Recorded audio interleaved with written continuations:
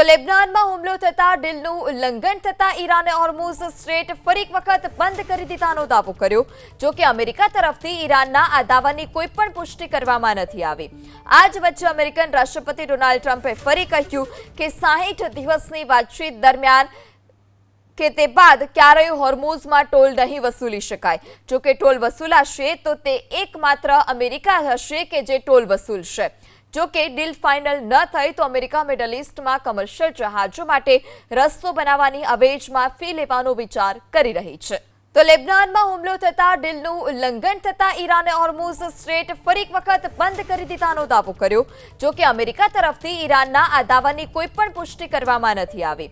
આ જ વચ્ચે અમેરિકન રાષ્ટ્રપતિ ડોનાલ્ડ ટ્રમ્પે ફરી કહ્યું કે 60 દિવસની વાતચીત દરમિયાન કે તે બાદ ક્યારેય હોર્મુઝમાં ટોલ નહીં વસૂલી શકાય। જો કે ટોલ વસૂલાશે તો તે એકમાત્ર અમેરિકા હશે કે જે ટોલ વસૂલશે। જો કે ડીલ ફાઇનલ ન થઈ તો અમેરિકા મિડલ ઈસ્ટમાં કમર્શિયલ જહાજો માટે રસ્તો બનાવવાની અવેજમાં ફી લેવાનો વિચાર કરી રહી છે।